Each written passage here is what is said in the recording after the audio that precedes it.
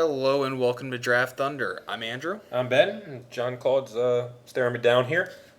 and we are here to bring you week 2 of the NFL season. So it is very exciting. We had a pretty good week 1, I would say. Yeah.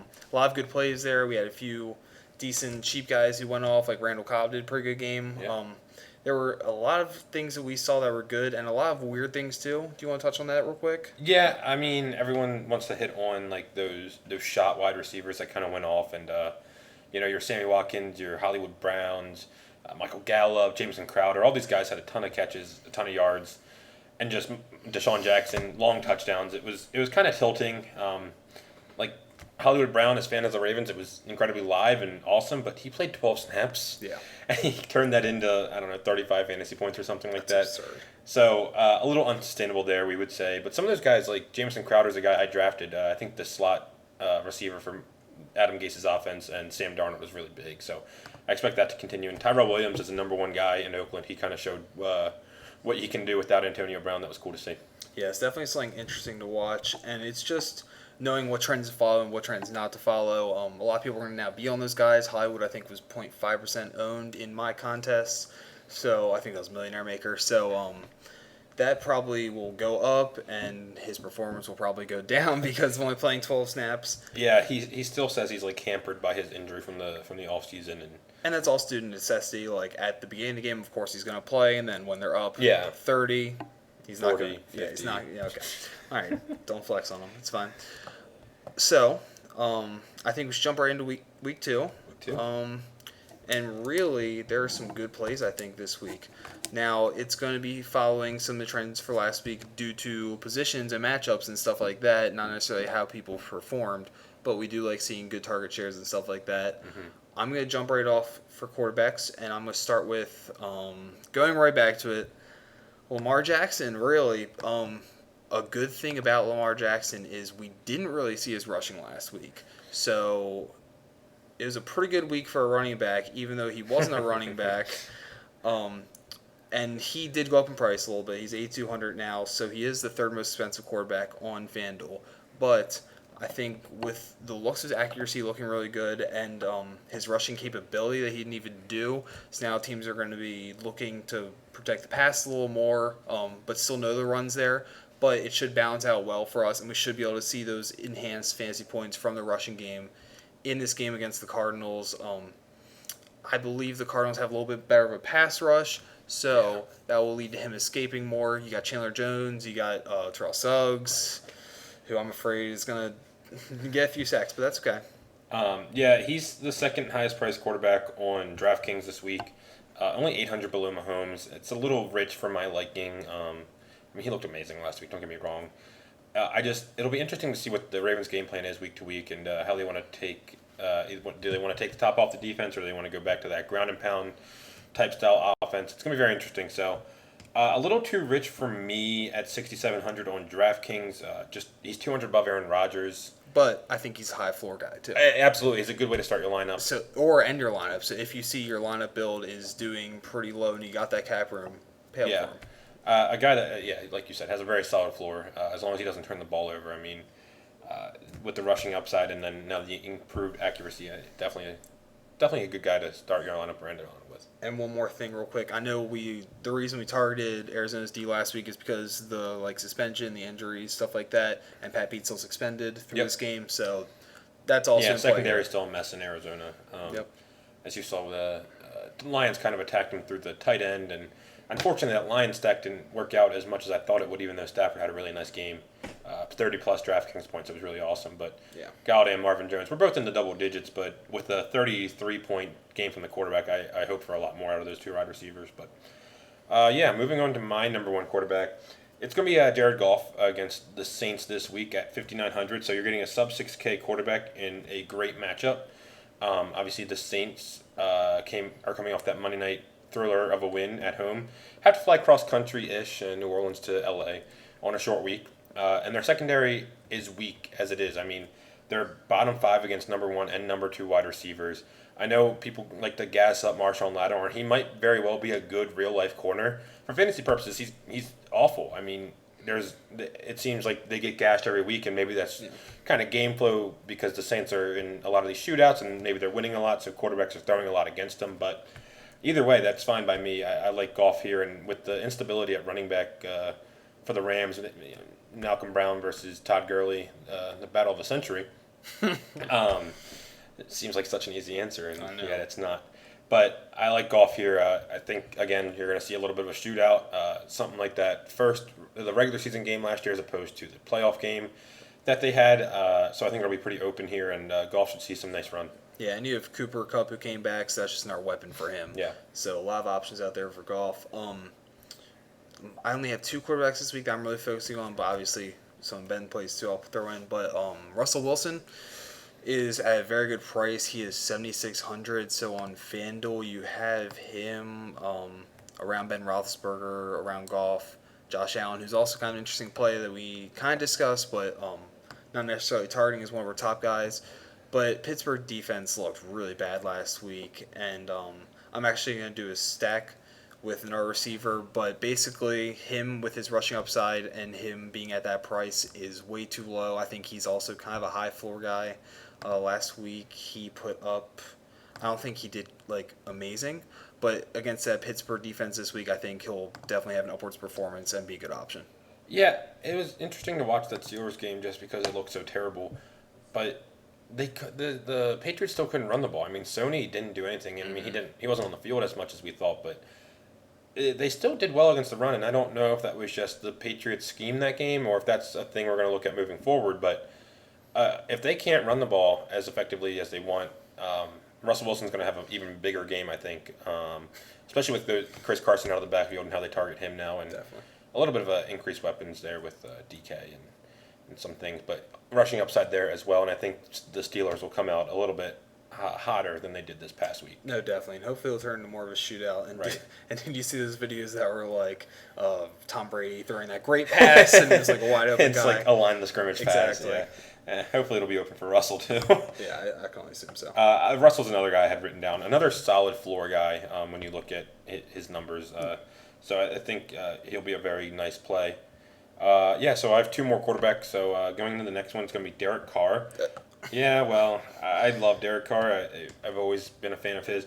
But we talked about Foles last week going against the Kansas City defense, and he was on his way to a nice game before he got hurt. Obviously, that was like in the first quarter, but still looked pretty good against that Kansas City defense. And then you saw Gardner Minshew go 13 for his first 13 against them in his first NFL snaps ever. So Derek Carr looked pretty sharp on Monday night. Now he's going to get to stay at home, so no travel in a short week. That's really nice when you look at Monday night teams. You saw what he has with Josh Jacobs and Tyrell Williams and Darren Waller. So some more weapons there. They really minimized that Denver pass rush, which is supposed to be the top in the league. And so Kansas City really can't match that. I know they have a decent defensive line, but it's not anywhere near Denver's. And Derek Carr kind of picked apart the Denver secondary as well. I know it didn't turn into an amazing fantasy day as Jacobs had 2 of the touchdowns. But if he gets into this shootout again with that high-paced matchup against Pat Mahomes, you could see him chuck the ball 40 times, and hopefully that means 3 touchdowns and stays away from the interceptions. And if he's as sharp as he was last week at 5,100, that's just a crazy bargain price. I think these prices came out before the game Monday night, so that might be why, but I think it's a crazy bargain for that up-paced matchup. Yeah, there's so much value, and there's so many good receivers and running backs on this slate that are like upper tier price to where playing a low quarterback can kind of work out for you, definitely. Yeah, and then my last one is the guy I just mentioned. I just kind of have to throw him in there because he's the lowest priced starting quarterback, I believe, on DraftKings. It's Gardner Minshew. I mean, he looked amazing. Against Houston, I don't love the matchup. But It could be worse. But right, it could be worse. He's 4,800. That's a really good bargain. I like Carr a little bit more than him for just 300 more. I'm willing to pay that 300, but I think Minshew's an interesting guy here. It's going to be his first road start, but no Jadeveon Clowney now for Houston, so hopefully the offensive line will hold up for Jacksonville. And Leonard Fournette just doesn't look that good running the ball, so I think he's going to be forced to throw here, and I think that'll lead to some decent opportunity for him. Yeah, and he's got a lot of confidence, I hear. That's all. The guy's insane. So going in as a starter, Yeah, it'll be interesting to see if he can replicate what he did in that first game. But yeah, knowing he's a starter will be interesting. All right, so let's move on to running backs. The one guy that I'm going to say to pay up for this week is going to be Alvin Kamara. So basically, the Rams were not doing well against pass catching running backs last week. Basically Kamara fits that role perfectly. Now he did not get a ridiculous amount of carries, but his yards per carry were great, and he obviously didn't get too involved because they were kind of in that shootout, so he wasn't that involved in the rushing game as much as he possibly will be this week.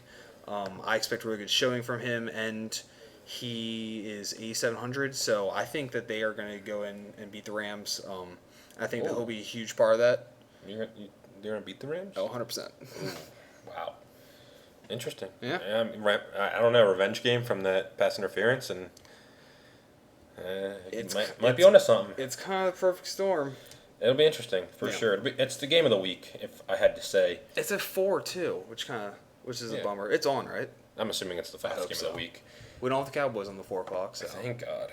That was fun to watch. Yeah. But no, Kamara, I had him written down as well. If we're talking about Jared Goff and a possible shootout, you have to love Kamara. And Drew Brees is not very good on the road. It's kind of followed him his whole career. He loves playing in the dome, and so I think the Rams secondary will be able to not handle Michael Thomas, but they'll do okay against him. Ted Ginn, those guys. So I think Kamara will be that check down, that swing route, wheel route type stuff over the middle, and then obviously carrying the ball. He's just so explosive, and in this again another what we think could be a shootout. I think it's probably got the highest implied total on the slate. I didn't check. I can only assume so. I would assume. So if you run Jared Goff with maybe a receiver or two, it's a perfect way to bring it back, even though he is one of the more higher priced guys. And that Saints Texans total. So many people were on the over, and it was not looking good for them. But it pushed over, right? It was 53 or something. Yeah, I had it in the teaser. Oh, big man. All right. Anyway. So that's the guy who I would say pay up for this week. Yeah, I agree. I like Saquon too. He's in another good matchup here. God. He still got 20 last week. He I don't understand the Giants. The Giants just, I don't want to get into it, but what was he getting, 10 yards a carry or something? Yeah, he rushed 11 times for like 106 or something. Yeah, don't give him the ball. That's insane. And then you lose by 30. Wonder why. It's just amazing. Hopefully this week they just force feed him because they realize they're idiots. It's like in Madden when you go down 7, you start doing 4 verts right away. Yeah, that's like what Matt Nagy did on last Thursday night. It's like, oh, we're down 4 points. I'm going to throw the ball over the place with my below average quarterback. But yeah, if you wanted to fade Kamara and wanted to play Saquon, I think that's fine. I think it'd be very tough to get to both of them this week. Or if you just want to mix and match which one you pay up for, I think that's good. Prefer Kamara a little bit, especially at the lower price. Yeah. So yeah, going into some of my guys here. The first one I'm going to touch on is Devin Singletary. So a guy who got 4 carries last week and turned in 70 yards. If they continue to give Frank Gore the ball and let him plunge into the line, they're crazy. So he has a good matchup here against the Giants, as we were just talking about that game. And he should really be more involved. You saw his involvement in the passing game. I think he had 6 targets, so caught 5 of them. You saw how explosive he is. They cannot continue to give Frank Gore the ball double-digit times. I think this will be a close game. I think this will be relatively low scoring, unless the Giants' defense is just that bad. But I think Singletary should see 10 to 12 carries. If he does anything with those carries like he did this past week, it'll turn into a really, really nice game. Plus his pass-catching ability at a really, really low price of $4,200. The other thing on him is he played 70% of the running back snaps. Yeah. The carries don't match up to the snap count, but I'm thinking this week it'll catch up with him. I'm hoping people will just kind of look at the 4 carries and kind of go away from him, but I think they're going to really go to him this week, and I really like him at that price. Yeah, definitely. And since he played that many snaps and got that performance, it's going to be definitely better value for him. So, it's not – you would expect his price to go up this week because if he got that volume and got that snap count. So, really, you're getting him at a good price here. I'm going to move on to my other running back, and this is a value guy that you're only going to play if Darius Geis is out, only if he's out. Because if he's not, the snap counts will get a whole messy with AP, and then we have Chris Thompson. So Chris Thompson's going to be my guy. He's the pass-catching back for the Redskins. He's a really good player. Me and Ben both like him a lot. We've liked him for years. But really, he even with Geis running being the main guy, Geis did get hurt, so he was limited on snaps eventually. But he had a very good game. Dallas is not very good against pass catching backs, but really this is only facing the price here. You're aiming for the price, aiming for the value. But I expect them to go down in this game. I expect them to be passing a lot the second half at least. We expect them to go down against the Eagles, but how'd that go? We're not going to talk about that. $800. We're not going to talk about it. It's fine. Cost me $800. Yeah. It's fine. It's fine. Did we put a ticket on Delaware a few months ago that didn't hit because I had the Eagles -9, the worst beat of the week? Yeah, it's fine. It's fine. But Chris Thompson's a good value guy here if Geis is out. Only if Geis is out. Yeah. I like him a lot. I do too. Obviously, his pass catching even plays up more on DraftKings. You're looking at a $3,900 price tag for him. Yeah. If Geis is out, though, I mean, Peterson is fine too at $3,400. I think you can play either of them. He is. At 32 or 34 on DraftKings. I can't quite remember now. Yeah. 34. So he's lower than Thompson. He's the guy that's going to get all of the running back carries, considering that Thompson pretty much comes in for passing downs and when they're down. And he's rested. I mean, he was off last week, so he should be rested, and probably a little bit mad that he was a healthy scratch. Yeah. So I don't know. I haven't dove deeper into which one I like between the two of them.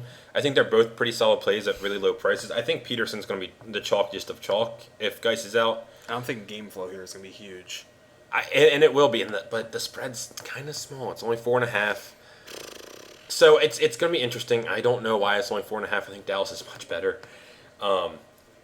It's going to be interesting. I think Peterson is going to be very chalky if Geis is out, and Thompson could be a nice way to pivot off of that. But like I said, Peterson could touch the ball 20 times here at $3,400. That's just crazy good value. You could potentially play both.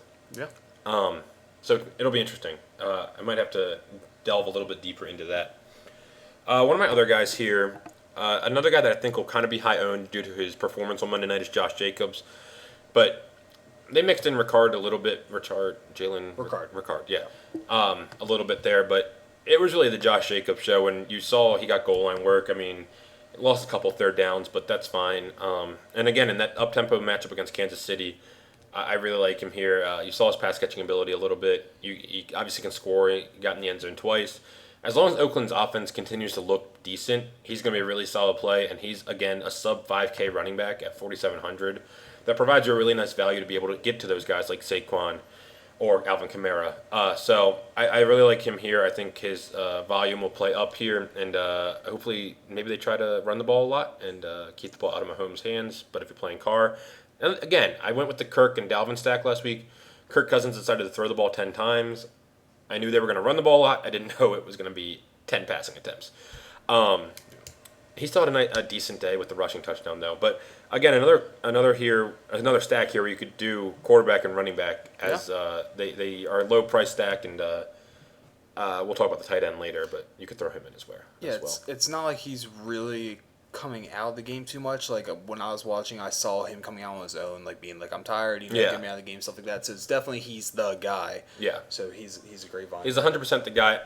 I worried about game flow here. They're playing the Chiefs. If they go down by 14, is it going to be the Jalen Ricard show? But I don't think so. I think they really believe in Josh Jacobs, and he'll be active in the passing game as well. So I still like him as a sub-5K running back. I completely agree. So my last running back that I have is somebody who you said you didn't like the way he's running, and that's Fournette. So he went 13 for 66 last week. He's playing the Texans this week, who obviously went against Alvin Kamara, and they gave up 140 yards on 19 attempts. Now, the way I see it is that difference, Fournette's going to find himself somewhere in the middle. They went down early against the Chiefs, so he was kind of not able to run the ball as much as they probably wanted to. As Gardner Minshew started going off, they're not going to start running if he's complete every pass, But a good thing about that is I think this game will be a little closer with the Texans, at least for a longer amount of time, hopefully. But even if it's not, something that we haven't seen too much with Fournette that we saw in that first game is he got 6 targets. Like, that's pretty good for him, I feel like. And he didn't even find his way in the end zone. He got 9.4 on FanDuel. Like, obviously, it's not what you're looking for at the price he was probably at. But he's 6'9" this week, which is just 100 above Sony Michel, a little bit below Todd Gurley, David Johnson. So, really, I think that he could be a low-owned guy who does pretty good at that price. And I think that he will definitely exceed what he did last week with possibly getting you that 17 to 20 points is where I would see his ceiling at. But I see his floor being a 10 this week. So I really like him, even though Ben doesn't. And I think he'll be a fair play. Yeah, I mean, they're going to have to run the ball, I think. At least they're going to have to try.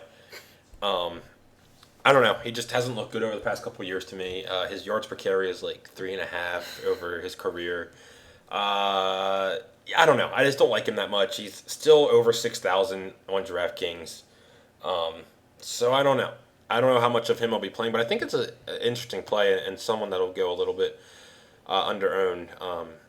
I think you're looking at touchdown potential though, and Definitely, and a guy that's going to get all the goal line work, all the red zone work. So if he plunges in the end zone a couple of times, then you're going to love the value you're getting for him. So yeah, moving on, I have like one or two more running backs depending on injuries. But the first one is going to be Austin Eckler, a guy that I think is on DraftKings. I think you said on FanDuel he's a little expensive, but he can still go off. So on DraftKings he's 6,100. I think that's still underpriced for him. And what put me onto this play is just thinking about what the Chargers offense is coming to. So Hunter Henry's done for the next foreseeable future, next 6 weeks or so. They're very concerned about Mike Williams' knee. So okay, now you're limiting Phillip Rivers to Keenan Allen, Travis Benjamin, Virgil Green. Awesome. Yum. Austin Eckler is going to be his go-to guy. You saw what he can do. He ran the ball well. He caught the ball in the backfield well. He got in the end zone, 3 times? Just an insane game from him. And I don't think that's going to stop here. I think he's way underpriced for the volume he's getting. Him and Jackson both got 3 looks in the red zone. I guess Eckler just converted all of them. So he's obviously the better back out of the two. This game will be interesting as they go on the road to Detroit. It should be a decent game, honestly. Detroit's probably pretty mad they let the Cardinals come back on them. But I just love Eckler here as a guy that Rivers is going to have to go to, as a guy they're going to run the ball with. He should see a ton of snaps here. He should see a lot of volume. I'm not going to go crazy and say he's going to get you 40 points again, but I think at least 20 here is what you're looking at. I mean, he's going to catch 5 to 6 balls most likely.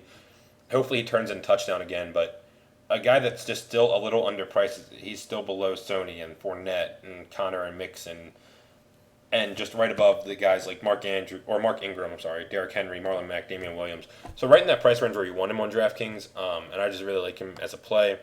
The other play I'll go to is if Joe Mixon is out, will be Gio Bernard. He's a little pricey this week. I was hoping to see him at sub 5K on DraftKings, but he's at 5,300. But if Mixon's out, I expect Gio to get a ton of work here. I think their third back is Samaje Perine, and we talked about him before. Really? I think so. Interesting. I'll double check it real quick. Yeah, and Ew. he only played 1% of snaps last week. He got one snap. Jordan Ellis. I like Jordan Ellis. Yeah, he got. I think I don't know. Their fourth back is Travion Williams. I see that. Anyway, so if, like I said, Perine got 1% of the touches last week. He played 1 snap, and Mixon got hurt. I don't know when, but kind of early. I don't remember exactly when, but it wasn't like the last play of the game or anything. So that means Gio is going to carry a lion's share of the work here. I mean, Perine will be mixed in a little bit, but he sucks. Yeah. So at 5,300, I'm still okay with it. It's not as much as I thought I was going to love it as long as Mixon's out. They're a little optimistic he might play on Sunday, but just something to keep an eye on and someone that you can definitely plug into your lineups. Another pass-catching back and a decent matchup against the 49ers at home. So a guy that I like there. Yeah, I agree. And one more thing to think about, there is the whole Matt Breida and Mostert situation. So that's something you're going to have to consider putting in your lineups if you get... We'll tweet out if there's a hint on like either one of them possibly getting the workload. I assume it's going to be Matt Breida more. Yeah. He had more snaps last week. Mostert was more effective. Neither one caught the ball really. Yeah. It's ugly. But that price is just so good, so if we find out something about that, we're probably going to have to act on it. Yeah, it's a little different on DraftKings. Breida's at 5,200. Mostert's all the way down at 3,800. Oh, wow. So it is very interesting. They're the same price on FanDuel. Interesting, yeah. So it's something to keep an eye on for sure. And if Mostert's going to see 50% here, You go with the price, yeah. yeah, you would go Price. And he was more effective last week as it was. I trust Breida's talent a little bit more. Yeah. Hoping to get a little bit more clarity as the week moves on here. All right, so let's knock out those receivers because we're kind of going a little long. I feel like I'll do two of mine. So my first one is kind of a long shot guy, and it is Deion Kane for the Colts. So basically, he's a guy who they weren't even sure what he was going to be on this team, if he was going to make the team in preseason. He had an absolute monster preseason. I loved him. And then he was seen as number 3 guy on the team. Last week, Devin Funchess got hurt. So he only see 2 catches for 35 yards last week? Yes, but I also believe that he will be the guy to step up and take on that secondary role of being the second receiver. And basically, this is also a value play at being 4,500. But seeing those increased snap counts, being on the field more, getting those more targets, I think he'll get probably somewhere in the range of 5 and then optimistically 10 targets. That's obviously very optimistically. That's a high ceiling.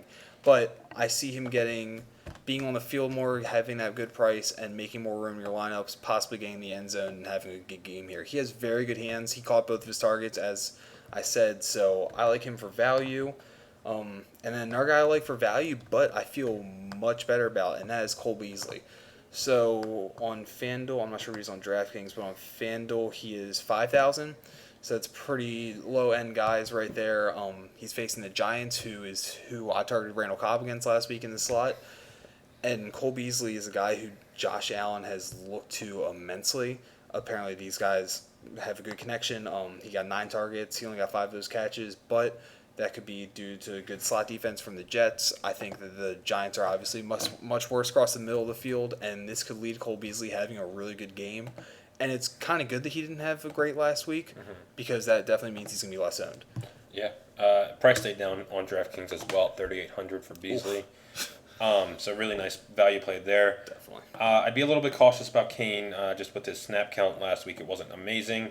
They were going to mix some guys in at that that second receiver spot now between Paris Campbell and Funchess got hurt late. Yeah, definitely. So it'll be interesting to see. I think it's an interesting play. I like Beasley more there though. Yeah. If you're looking at value guys, let's stay with the value train then, and I'll go to one of my value guys here, and it's going to be Damian Willis for the Bengals. So everyone's talking about Tyler Boyd and John Ross and their amazing games and their double-digit targets, and they look good. Don't get me wrong. Damian Willis is that starting receiver on the outside who played more snaps than both of them. He played 90% of the snaps. I believe he had about 5 targets, or he caught 3 of them for 30 yards. Yeah. So a fine day, nothing special, and obviously the other 2 receivers went off. So I would expect him to kind of be the forgotten man here. He's at 3,200. I didn't even know his name until after Sunday. I didn't know who he was. But he's the starting wide receiver. Zach Taylor, and that Zach Taylor offense looked pretty good against Seattle's defense as they throw the ball more. And then without Mixon, again, you're going to look at a more pass-heavy game scheme. I would think Gio's okay at running the ball, but I would assume that you're going to see Dalton throw the ball here more. And Dalton had a good week last week, too. Might put me on Dalton a little bit. Yeah, maybe. Anyway, something I'll think about. But he's really cheap here. I think he'll see similar targets again, that 5 to 7 range. If he's going to play 90% of the snaps at 3,200, I have to like that a little bit. So he's just a bargain bin guy if you really need to get to somebody, and he's like your last wide receiver spot. One of the guys I really like this week is Brandon Cooks. So he kills New Orleans. Ever since he left there, he has killed them. Last year, he scored a touchdown in both the regular season game and the playoff game. He does really well against them. The Saints, as I said, with Goff, are just really bad at defending receivers, and Marshawn Lattimore will probably be shadowing him or whatever the case might be, but it just doesn't matter, it doesn't seem, in fantasy. Guys just seem to torch him. So I really like Brandon Cooks here. Again, in that up-paced game. If you start thinking about it, I think Robert Woods would be fine too if you wanted to complete 3 or both receiver stack with Goff. I think he'll be fine. I just like Cooks a little bit more here. And then, running it back with Kamara, I think is a nice little game stack you could run. So, I just really like Brandon Cooks in this spot. Yeah, definitely. I think that, and they're also kind of bad against the middle of the field deep, definitely. So that's a good thing to look at there. My last guy is actually DK Metcalf. So he got 6 targets for 4 yards against the Bengals last week. 4 catches. Not 4 What did I yards. say? You said 4 yards. Ugh. I'm tired. I'm sorry. I've been working long days. Anyway, But this week he's playing the Steelers, who we saw last week not do so hot, as we said. He'd be a good stack that I see with Russ this week. Basically, the Steelers, one of the things that we saw was they were bad against the number 2 guy. Yeah. They were really bad, and that is why we actually who'd we go with last week? Dorset. Philip Dorsett. For the Sunday Night Showdown. For the Sunday Showdown, because they were really bad against the second guy, and Dorsett had a pretty good game. Yeah. Pretty good. Really nice game. So I like Metcalf here a lot, and it's basically going off of that. But that's one of the trends that I honestly would like to follow. And 6 targets isn't too bad for a new guy, and he's getting some deep balls there too. He got Seems like they like him a little bit. Obviously, he had a lot of hype coming in about just his body weight and all that kind of stuff. It was insane. But yeah, someone that should be a pretty good play there with Russ. I like that. So yeah, I have a couple more receivers here. Next one I'm going to go to is Josh Gordon. So we just talked about Dorsett, but we kind of have to target the Dolphins here. Not to pick on them too much, but they don't want to play. And that's true. And you know, you talk about tanking teams, and it comes from the front office, and when they go out there, they want to play. But after the game, they apparently told their agents they just don't want to play for the Dolphins. So that secondary was the only thing that stayed from that. Not the only thing, but that was the core of their team. They were good. They had a good secondary last year, and they were supposed to have a good secondary again this year. It got torched. I mean, it just really looked bad. So looking at Josh Gordon here, I know there's the whole Antonio Brown thing going on. I don't know if I like it more or not without him taking the attention to Antonio Brown for the defense. I think Gordon's fine either way. I think he'll have a nice game either way. In terms of Antonio Brown, if he does play, I'm not gonna. I mean, you might have to throw him in a couple just because that defense is so bad. But I like Gordon here more. He's still under 6K on DraftKings. He's at 5,800. So I really like that price point for a guy that can find his way into the end zone. I mean, he was awesome when he played a full season. He was amazing. Hopefully, we see a whole season out of him again because he is a really good receiver. Unfortunately, the Pats ended up with him.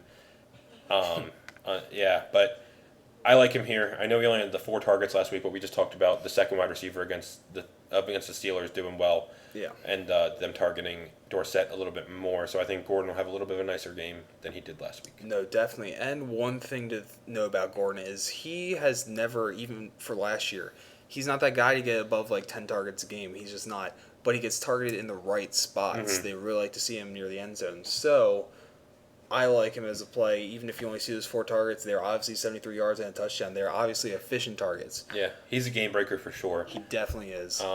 And I don't see his snaps going down either with Antonio Brown. Oh, definitely not. It doesn't affect him. It affects. It'll affect Dorsett, right? Poor guy. Yeah, so I really like that play there. And then I'm going to give you Sammy Watkins. Obviously, I don't expect him to do what he did last week. But without Tyreek, I mean, he's the number 1 guy now against Oakland this week.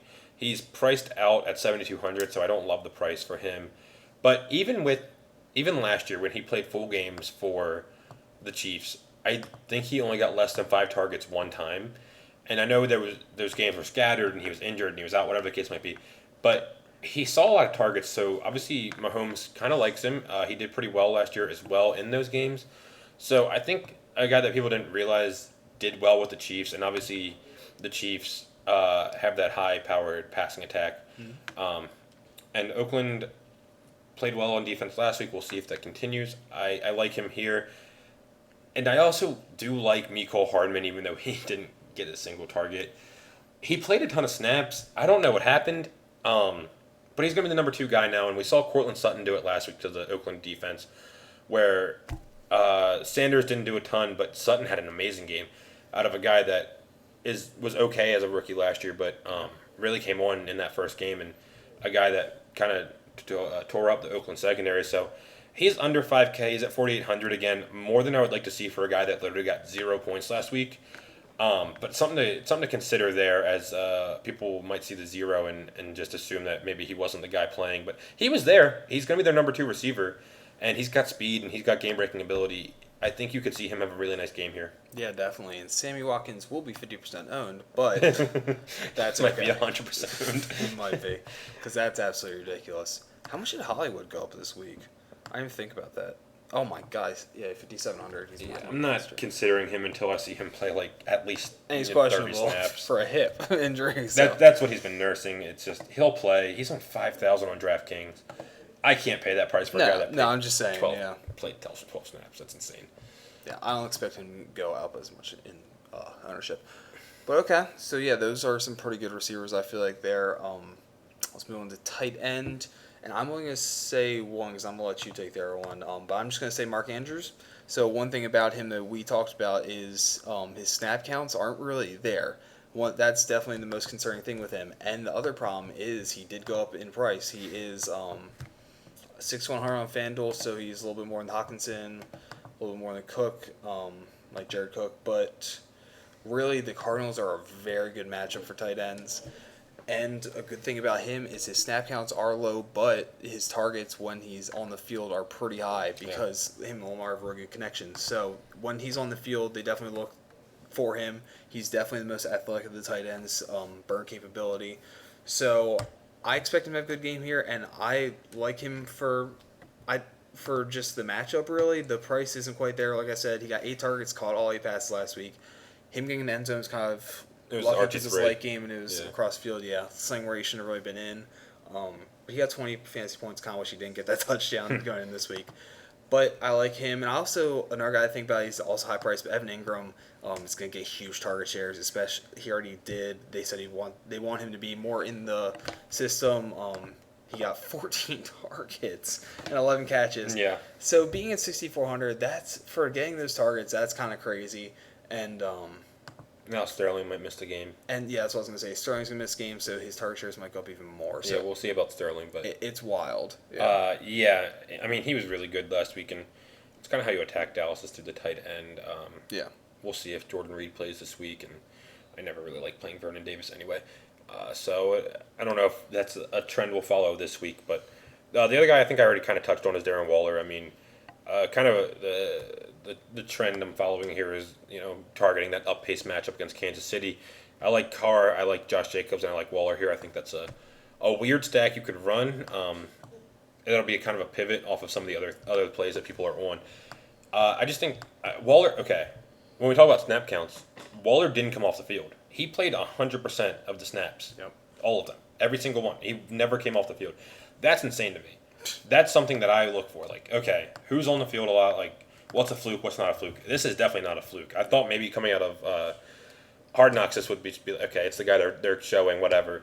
It's not at all. Darren Waller looked really, really good, and he didn't go up in price because, again, we said that they priced those guys before the game really started.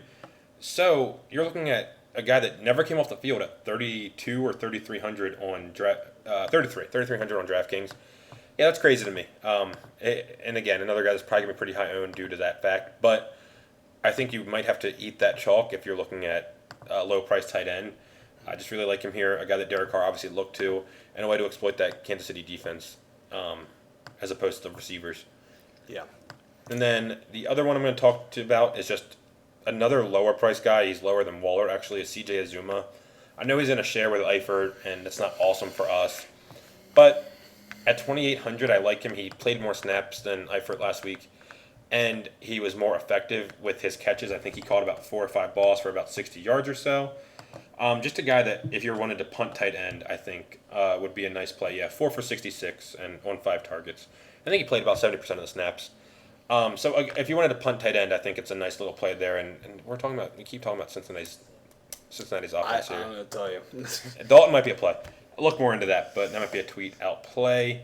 But yeah, if you wanted to punt tight end at 2,800, I think that's a nice little play there, and maybe a pivot off Waller against the field.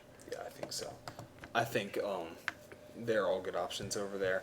One more thing to think about might be, can you check the price real quick on DraftKings for Delaney Walker? 35. Yeah, he's still super cheap, so he's just an interesting guy to play. I feel he's going to be high owned because of it, too. I see going around his name. So, but he's just somebody to consider, a little on the cheaper end. But Darren Waller on FanDuel will be cheaper. He's 5,900 on FanDuel. So I'd say on DraftKings for that. Yeah. But yeah, I like all Not those a great tight end matchup plays. for Walker Yeah. against the Colts. I mean, it's not bad though. It's definitely not the worst. So for that price, it could be good. Yeah. So let's go ahead into defenses. And really, the defense situation is kind of limited this week. Um, it really could go a bunch of different ways. Which defense do you have listed? Okay, that's fine. So, a few that I'm considering, I'm obviously considering the Ravens, but the problem is they're the most expensive on FanDuel. They're 5,000. I don't think they're most expensive on DraftKings, but Bears are ahead of them. so if you're playing on FanDuel, I would actually advise the Bears. I think you're getting that value for them. They are the 1, 2, 3, 4, 5, 6, 7th cheapest or most expensive defense. So that's pretty good price at 4,500 for what they bring to the table against the Broncos. I think it's a little bounce back game. They're gonna be hungry and really play well. I think in this game they're gonna be fired up. Because they think they can win the division, make it to the playoffs, and win the Super Bowl. So, honestly, I think that they will be ready to go in this game, and I think that 4,500 is a great price for that. The problem is I just don't see anything too cheap, really. One cheap defense is going to score a touchdown. Like the 49ers are going to force a fumble against Dalton, take it back or something. But we got to go with what we see, and I think the Bears are one of the safest options. Yeah, I really like the Bears. Unfortunately, they are the highest price on DraftKings. But yeah, the Bears, I mean, they looked like crap on offense, but their defense still looked amazing, and they're still going to get sacks, and Joe Flacco couldn't move, and he looked like crap, unfortunately. Sad. Yeah, that they look Mac's bad. in trouble. Mac is going to give them trouble, for sure. So yeah, Bears defense is one that I really like this week. I also really like the Ravens. They're 100 below them. And then obviously I like the Patriots, who's also 100 below the Ravens. So if you got the space to pay up at defense, I mean, do it, I would say. There's going to be some teams that cause havoc, and I think we'll get some sacks and some turnovers and stuff. Those are the three most expensive. Yeah, but I think on DraftKings at least, the Broncos at 2,700 intrigues me. I know we just talked about how they didn't look great, and they kind of got torched. But they're going to get to go home this week. Coming off of that, just left a really bad taste in their mouth, I think, losing to Oakland. That was just a rough game for them. I still believe they were a really good defense, and the Bears' offense still looked like crap last week. I know they'll come up with a different game plan and different things like that, but Trubisky doesn't look good.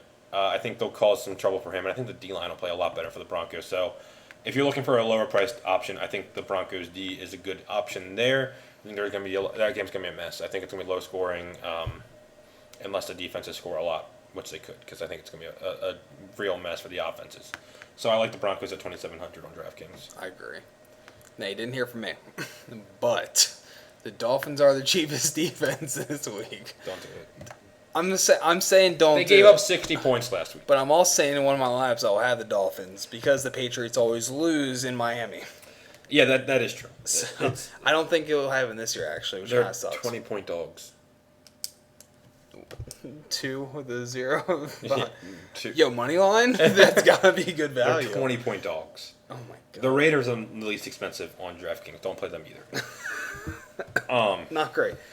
Yeah, Broncos were the only one that really stuck out to me No. as terms of a value defense. It's sadly looking like paying up's the way to go this week. Yeah, the Bengals could be interesting. I don't know if Jimmy G's good yet, and really that offense only put up 17 points against the Bucks. Yeah. They had 2 pick sixes, and without Tevin Coleman too. I think the Bengals could be an interesting play there. They only gave up 21 points on the road to Russell Wilson and the Seahawks. So Yeah. again, another home team there. I think they could be an interesting play.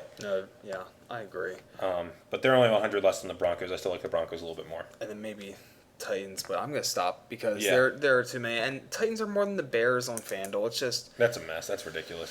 ugh. Brissett looked good. Maybe the Bills. I don't know. Anyway. Yeah, but I would go with the 3 or 4 main ones that we said: Ravens, Patriots, Bears, possibly the Broncos. Those seem to be our plays. Yeah, I know Broncos. we said probably 20 different teams, but Yeah. I like the Bengals a little bit too. I'll mix them in if I need Yeah. another low price one, but definitely the other ones are where we're looking, especially on FanDuel with the Bears. I think that's in a crazy good value play. Yeah, I agree. So I think that's all we got. Yeah.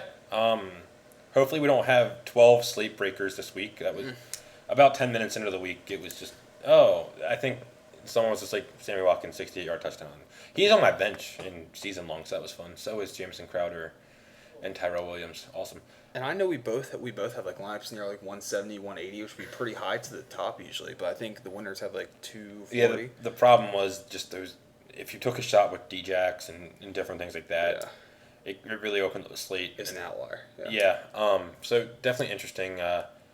It'll be interesting this week as it's always overreaction week. So yeah, hopefully we stayed grounded and.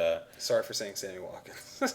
Nah, see, but the thing is, the situation with Tyreek. I know, no, definitely. Yeah, he's a little overpriced. That might be some chalk that you have to eat. So there's a few different chalks on here that, at least we think, I would assume, ownership projections are still kind of tough to tell as of Wednesday. Yeah.